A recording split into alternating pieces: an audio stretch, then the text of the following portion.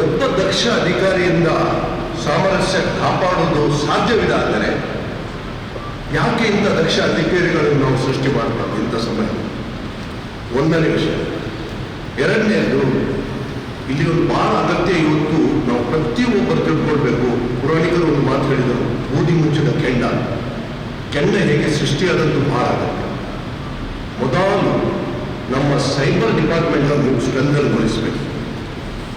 ಎಲ್ಲ ಸಂಗತಿಗಳು ಇವತ್ತು ವಾಟ್ಸಪ್ಗಳ ಮೂಲಕ ಹೋಗಿ ಪ್ರತಿಯೊಬ್ಬರ ಹೃದಯದಲ್ಲಿ ಇವತ್ತು ಈ ಧಾರ್ಮಿಕ ದ್ವೇಷ ತುಂಬಿಕೊಂಡಿದೆ. ನಾನೊಂದು ಸಣ್ಣ ಉದಾಹರಣೆ ಕೊಡ್ತೇನೆ. ನಾನೊಂದು 2 ವರ್ಷದ ಮೊದಲು ನಮ್ಮ ಮನೆಯ ಹಿಂದುಗಡೆ ಒಂದು 7 ವರ್ಷದ ಒಬ್ಬ 1ನೇ 2ನೇ ಕ್ಲಾಸಿನ ಒಬ್ಬ ಬಾಲಕ ಒಂದು ನಮ್ಮಲ್ಲಿ ಇದಂತ ಹೇಳ್ತಾರೆ, ಒಂದು ಸತ್ತ ಮರದ ಕೊಂಬೆ ಹಿಂದುಗಡೆ ಹಾಕಿ ಬರ್ತಾನೆ.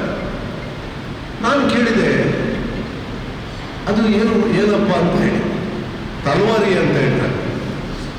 ಅಂದರೆ ಆ ಸಣ್ಣ ವಯಸ್ಸಿನಲ್ಲಿ ಆ ಅಹಿಂಸೆ ಮತ್ತು ದ್ವೇಷ ಮಕ್ಕಳ ಮನಸ್ಸಿನಲ್ಲಿ ತುಂಬಿಕೊಂಡಿದೆ. ಬಹಳ ಜಾಗೃತಿಯಾಗಿ ಅಧಿಕಾರಿಗಳು ಸೈಬರ್ ಡಿಪಾರ್ಟ್ಮೆಂಟ್ ಅನ್ನು ಮೊದಲು ಸ್ಟ್ರೆಂಥನ್ಗೊಳಿಸಿ, ಅಧಿಕಾರಿಗಳಿಗೆ ನೀವು ಸ್ವಾತಂತ್ರ್ಯ ಕೊಟ್ಟು ಬಿಡಿ. ನಮಗೆ ನಮ್ಮ ಕಮಿಷನ್ ವಿಷಯದಲ್ಲಿ ಬಹಳ ಗೌರವವಿದೆ, ಬಹಳ ಸ್ಟ್ರಿಕ್ಟ್ ಅಧಿಕಾರಿಗಳಂತ ಹೇಳಿ ಎಲ್ಲರೂ ಹೇಳ್ತಾರೆ. ನಾವು ಅವರ ಮೊದಲನೇ ಪ್ರೆಸ್ ಇಂಟರ್ವ್ಯೂ ಕೂಡ ಕೇಳಿದ್ದೇನೆ. ಖಂಡಿತವಾಗಿಯೂ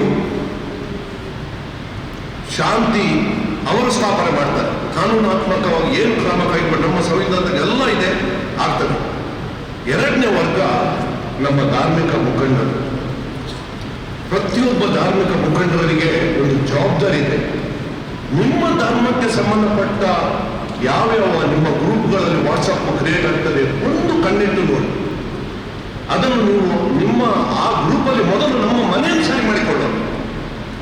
ನಮ್ಮ ಧರ್ಮದಲ್ಲಿ ನಾವು ಎಷ್ಟು ದ್ವೇಷ ಇನ್ನೊಂದು ಧರ್ಮದ ವಿಷಯದಲ್ಲಿ ಬಿತ್ತುತ್ತೇವೆ ಅಂತ ಮೊದಲು ನಾವು ನೋಡ್ಕೊಳ್ಳೋಣ, ಮತ್ತೆ ಇನ್ನೊಬ್ಬರಿಗೆ ಬಂದು ತೋರಿಸೋದು. ಪ್ರತಿಯೊಂದು ಧಾರ್ಮಿಕ ಮುಖಂಡರು ಒಂದು ಜವಾಬ್ದಾರಿ ತಗೊಂಡು, ನಾನು ಯಾವ ಧರ್ಮದ ಮುಖಂಡರಿಗೆ ಅಥವಾ ಯಾರಿಗೆ ಇದು ಮಾಡೋದಿಲ್ಲ, ಧರ್ಮವನ್ನು ಧಾರ್ಮಿಕವಾಗಿ ನಾವು ಅದನ್ನು ಇಟ್ಟುಕೊಳ್ಳೋಣ. ಯಾವುದೇ ರಾಜಕೀಯ ಉದ್ದೇಶಕ್ಕೆ ಬಳಕೆ ಆಗದಂತೆ ನೋಡುವ ಆ ಕರ್ತವ್ಯ ನಮ್ಮ ಧಾರ್ಮಿಕ ಮುಖಂಡರು. ಅದನ್ನು ಮಾಡಿಕೊಂಡಾಗ ಖಂಡಿತವಾಗಿಯೂ ಶಾಂತಿ ನೆಲೆಗೊಳ್ಳುತ್ತದೆ.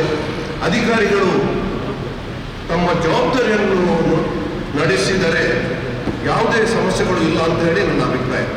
ಎಲ್ಲರಿಗೂ ಧನ್ಯವಾದಗಳು.